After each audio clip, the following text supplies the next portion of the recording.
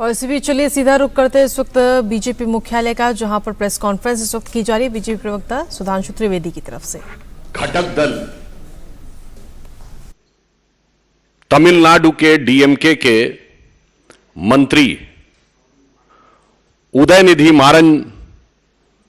उदयनिधि जो स्टालिन जी के बेटे हैं, उनका जो एक बयान आया है उससे यह मोहब्बत के दुकानदार का असली किरदार अब पूरी तरह उजागर हो गया है। क्योंकि हम यह कह रहे हैं कि यह कोई आइसोलेशन में दिया गया बयान नहीं है। This is not an statement given in isolation, but it is having a complete consequential sequence. आप पिछले कुछ समय से देखिए, बिहार के शिक्षा मंत्री पहले हिंदू धर्म ग्रंथों के बारे में बयान देते हैं, यह भी INDIA/घमंडिया के घटक दल हैं। फिर उत्तर प्रदेश में स्वामी प्रसाद मौर्य अभी चंद दिन पहले हिंदू धर्म धोखा है बोल चुके हैं। याद करिए, इससे पहले कर्नाटक में वर्तमान में PWD मिनिस्टर सतीश झारकीवली, जो कांग्रेस पार्टी के हैं, मुख्य घटक घमंडिया गठबंधन का, ये बोल चुके हैं हिंदू शब्द बड़ा गंदा है, जब ये कार्यकारी अध्यक्ष हुआ करते थे कर्नाटक प्रदेश कांग्रेस के। गोपाल इटालिया, जो इस समय आम आदमी पार्टी के महासचिव हैं, जो गुजरात आम आदमी पार्टी के अध्यक्ष हुआ करते थे, वो बोल चुके हैं कि मंदिर नहीं जाना चाहिए, देवी देवताओं की पूजा नहीं करनी चाहिए। और अब उससे पूर्व के भी दौर की बात याद करें तो जब ये सत्ता में थे, जैसे आज आदरणीय गृह मंत्री जी ने बात याद दिलाई है कि क्या कहते थे, मुस्लिम should have first right over the national resources of India. इन्होंने अपने मन से तथा कथित हिंदू आतंकवाद की पूरी थ्योरी गढ़ ली थी। याद करिए, जनवरी 2013 यूपीए सरकार के गृह मंत्री सुशील कुमार शिंदे जयपुर में यह बयान देते हैं कि हिंदू टेरर कैंप्स चल रहे हैं, और जब सदन में उनसे पूछा जाता है, आप होम मिनिस्टर हैं, आपने बयान दिया है तो सबूत दीजिए, तो अपना स्टेटमेंट विड्रॉ कर लेते हैं कि मैंने ऐसे ही कहा था। इसलिए ये जो घटनाएं हैं ये केवल ऐसे ही नहीं हो रही हैं। इससे पूर्व भी तमिलनाडु में कोलत्तूर गांव, पेरंबूर जिला, वहां पर कुछ साल पहले यह कह दिया गया कि मुस्लिम समाज की आबादी 70% हो गई है, तो मंदिरों में पूजा नहीं होनी चाहिए क्योंकि उनकी धार्मिक भावनाएं हर्ट होती हैं। और इसी गठबंधन के घटक दल डीएमके की सरकार ने उसे एक्सेप्ट कर लिया। वो तो मद्रास हाई कोर्ट ने इंटरवीन किया कि किसी भी समुदाय का बहुमत हो गया है, इसके आधार पर दूसरे समुदाय की पूजा नहीं रोकी जा सकती। केरल से कश्मीर तक सेकुलरिज्म के सारे सूरमा मुंह में दही जमाकर बैठते रहे। और आज जो एक घटना हुई है जिस पर हम आपका ध्यान आकर्षित करने के लिए आए, इस पूरी श्रृंखला को देखिए। और यह जो घटना हुई है, इसमें तमिलनाडु के मंत्री उदयनिधि जिस कॉन्फ्रेंस में पार्टिसिपेट कर रहे थे, उस कॉन्फ्रेंस का शीर्षक क्या था? इरेडिकेशन ऑफ सनातन धर्म। यह कोई बाई चांस मुंह से निकला बयान नहीं था, यह बाकायदा एक कॉन्फ्रेंस हो रही है जिसका शीर्षक है इरेडिकेशन ऑफ सनातन धर्म। हिंदी में कहेंगे सनातन धर्म का समूल नाश। इरेडिकेशन की हिंदी हुई सनातन धर्म का समूल नाश। और ऐसा भी नहीं कि वो सीधे बयान दे रहे थे, आप सबने वो क्लिप देखी होगी, पढ़ रहे थे कागज से। इसका मतलब it was well thought after, well written, with a proper design, with a proper conclusion. और यह भी मुझे आश्चर्य हो रहा है, मुंबई में बैठक खत्म हुई और 24 घंटे में धमाका। मैं पूछना चाहता हूं कि यह उदयनिधि को किसने लिख के दिया था कागज, और इसमें इस गठबंधन का क्या रोल है? मुंबई में आपकी बैठक खत्म होती है और 24 घंटे के अंदर आप ये बोल देते हैं कौन सी योजना बनाई थी आपने। और जब आप किसी समुदाय, किसी संस्कृति के समूल नाश की बात करते हैं तो मैं कहना चाहूंगा unequivocally and technically it is the case of hate speech and we are not having any ray of hope from any government of this INDIA/Ghamandiya Gathbandhan. So I would like to remind that the Honorable Supreme Court of India has given an observation that they will take a suo motu cognizance of any hate speech. So I hope that the Honorable Supreme Court will be keeping an eye and will be having the strict vigil and will take appropriate step on this utterly unequivocal, damaging, violence-provoking hate speech, because it is not only insult, it is saying eradication means to finish.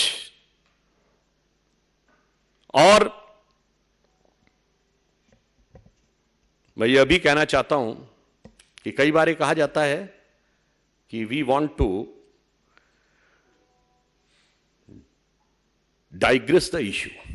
I would like to remind to Mr. Rahul Gandhi that during his so-called Bharat Jodo Yatra, when he was passing through Tamil Nadu, he has taken in his yatra Mr. George Punia, who has openly said that he wears the shoes because he considered the land of Bharat Mata apavitra, and he doesn't want his feet to be touched on this holy land. ये दुकानदार का असली किरदार है, ये मोहब्बत के नाम का हो रहा वोट का असली व्यापार है। और जब डाइग्रेस द इशू की बात करते हैं तो मैं ये भी याद दिलाना चाहता हूं, ये आरोप लगाते हैं कि हम लोग हिंदुत्व की राजनीति करते हैं। मैं याद दिलाना चाहता हूं, जब हम प्रधानमंत्री श्री नरेंद्र मोदी जी के नेतृत्व में जिसके ऊपर ये आरोप लगाते हैं, आज मैं पूछना चाहता हूं इस गठबंधन से, we are having the growth rate of 7.8%, which is highest among all the major economies of the world. मैं पूछना चाहता हूं, ये तथाकथित जो कहते हैं हम विकास की बात कर रहे हैं, इनके दौरे हुकूमत में एक साल बताएं जब पूरे विश्व में सबसे ज्यादा ग्रोथ रेट भारत की हुई हो। नहीं है। ये बताइए, हमारी जब जब सरकार रही है, ग्रोथ रेट महंगाई की दर से ऊपर रही है। इनकी जब जब सरकार रही है, महंगाई की दर ग्रोथ रेट से ऊपर रही है। अरे इनके जमाने में तो वो मजाक उड़ता था, आप सबको याद होगा, इंडिया की ग्रोथ रेट क्या रहती थी? 1.82%। And those who remember in 1980s it was reduced कि भारत तो 2% से ऊपर जा ही नहीं पाएगा, because it is a Hindu rate of growth. That was 2%। और ये वो तब था when they were having almighty, all powerful 2/3 majority government of Srimati Indira Gandhi's 70s 1 to 77. Then another 2/3 majority government of Srimati Indira Gandhi 81 to 84. Then an all-time highest majority government of Rajiv Gandhi 84 to 89. 2% growth rate. हमारी government आई है, I can say this 7.8% growth rate in the worst possible situation in the world today. एक जमाने में IMF से loan लेने के लिए ये लोग पीछे भागते थे, and in our government the IMF chief Kristina Georgieva says that India is going to be the brightest star.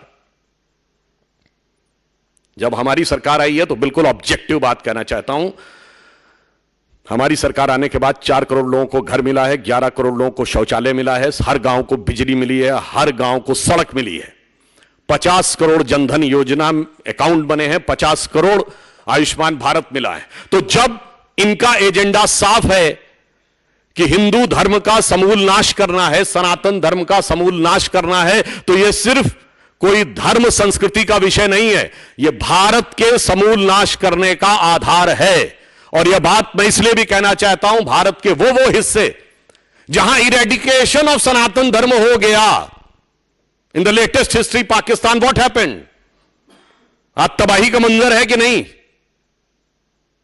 And in India Kashmir, what happened? Before 2019, what was the growth rate? What was the employment rate? What was the education rate? That's why I want to say with firm conviction, their real design has been exposed. And this design is nothing but to hit and demolish the basic framework of this country, which is the base of knowledge, which is the base of development, which is the base of prosperity. मैं याद दिलाना चाहता हूं, ये so called secular सरकार में इस देश में सोना गिरवी रखा गया था। Foreign exchange reserve 1991, I would like to remind, within 1 year 2 times devolution of rupee, $1 billion, less than $1 billion of foreign exchange reserve. And it reached 100 billion in Vajpayee government, crossed 500 billion in Modi government. This is our development. और आप जिसको मुद्दे की बात कहते हैं, आपका मुद्दा सिर्फ भारत और भारतीय संस्कृति का अपमान ही नहीं करना, अब बहुत साफ हो गया है कि उसका समूल नाश करना है। तो भाई, any parameter, if they want to talk, again I would like to remind, ask for knowledge. Werner Heisenberg has said that he has got the final concept of relative uncertainty by discussing with Gurudev Rabindranath Tagore on the Vedantic philosophy. मेरे भाई, अगर बड़े बड़े साइंटिस्टों को इसमें knowledge नजर आ रही है और आपको सिर्फ डिवीजन नजर आ रहा है, तो वायरस आपके दिमाग में आ गया है। वायरस ये नहीं है, the virus is in your mind, and this virus is nothing but, one is a Macaulay virus of 19th century, another is a Marxist virus of 20th century. और इस अमृत काल में इस विष को निकालना होगा। मैं तमिल भाइयों से कहना चाहता हूं, you talk about the Tamil pride, and he was saying that the Sanatan is a word from Sanskrit language. I would like to say, all the so-called Dravidian parties use the word Dravid. Dravid is not a Tamil word, it is a Sanskrit word, which has been misappropriated by Britishers. It is part of two words of Sanskrit. Drav means liquid, Ra means dharti. That is that part of land which is surrounded by water. And it is being used by Adi Shankaracharya. और वेदों में शुनशेप की कथा में आता है, आदि Shankaracharya when he came to Kashi and he has to discussion with the Vidvat Parishad, they ask, young boy, you give your introduction. Then Shankaracharya said, Adi Shankaracharya I am talking about, he said, aham dravid shishu asmi, मैं द्रविड़ शिशु हूं. All the frameworks of Vedantic philosophy emerged from this southern India, which they call the Dravid land.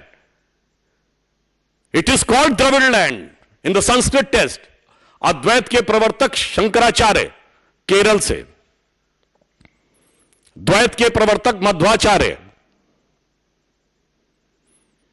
Karnataka से,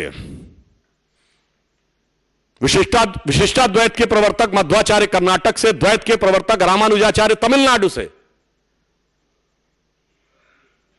द्वैताद्वैत के प्रवर्तक निम्बार्काचार्य आंध्र से, वेदों पर एकमात्र भाष्य लिखने वाले सायणाचार्य विजयनगर एम्पायर से, यानी आज का कर्नाटक और आंध्र. मान्यवर, क्या हिस्ट्री पढ़े हैं? यह कौन सा वायरस आपके दिमाग में घुस गया है? और मैं इसलिए यह भी कहना चाहता हूं,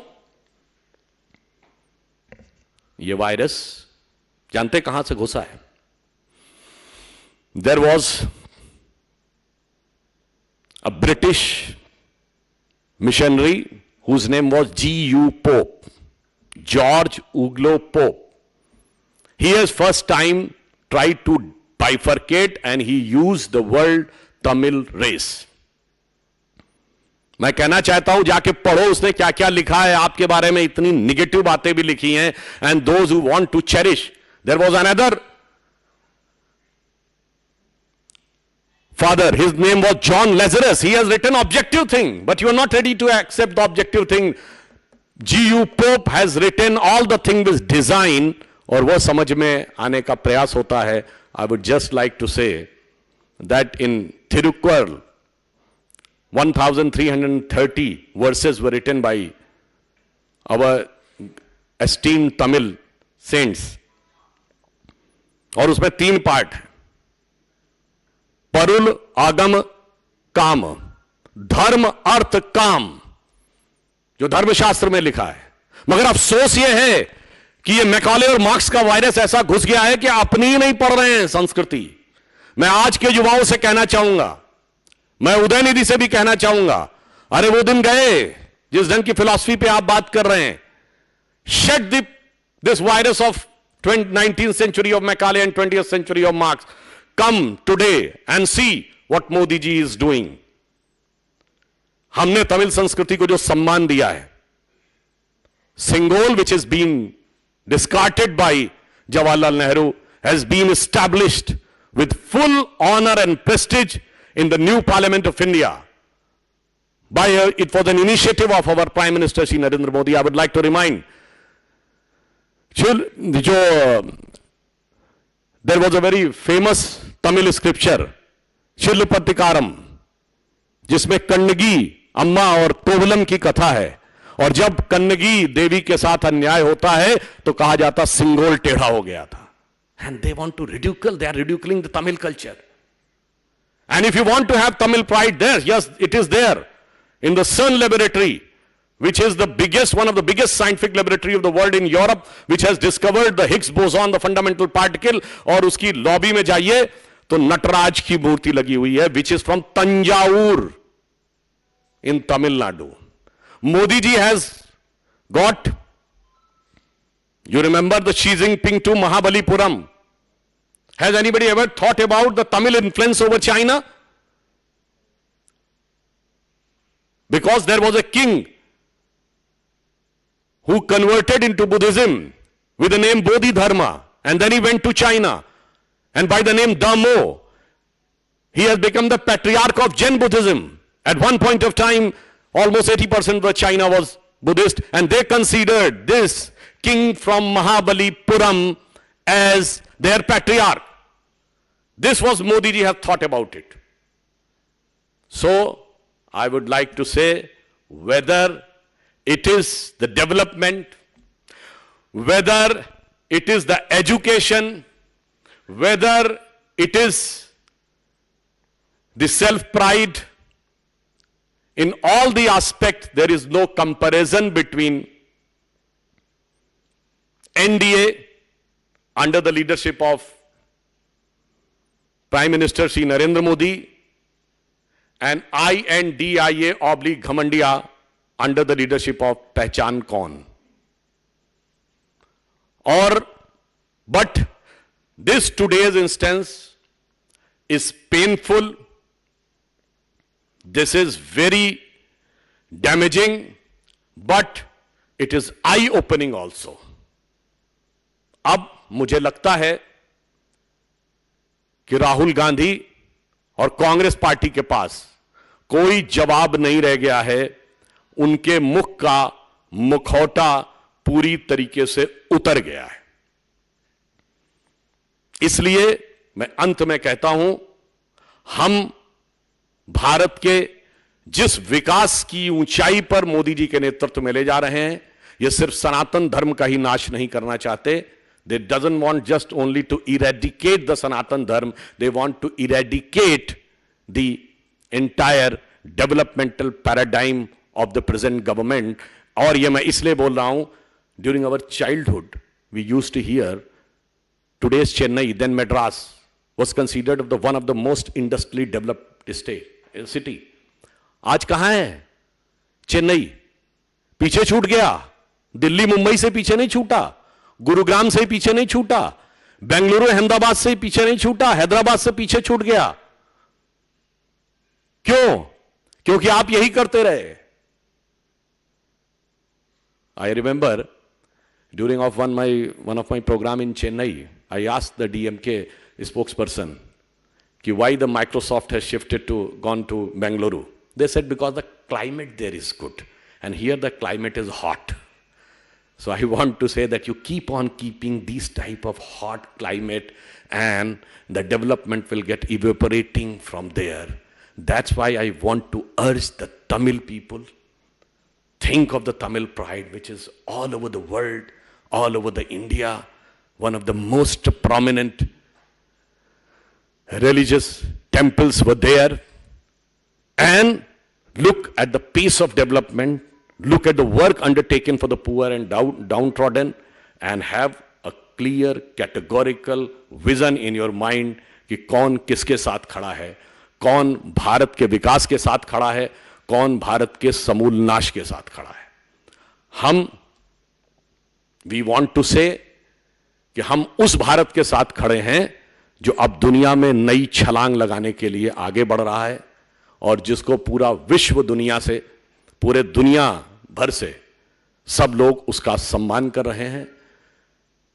तो मैं एक पंक्ति कह के समाप्त करना चाहूंगा कि आवर विजन इज, स्वप्न देखा था कभी वो आज हर धड़कन में है, एक नया भारत बनाने का इरादा मन में है, बढ़ रहे हैं हम प्रगति की ओर उस रफ्तार से, कर रहा है विश्व भी हमको नमन उस पार से। धन्यवाद।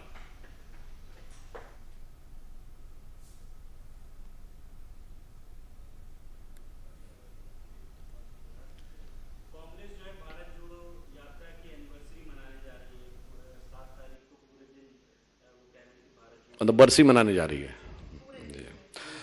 Again, I would like to re-emphasize. I am having 3-4 clear categorical questions.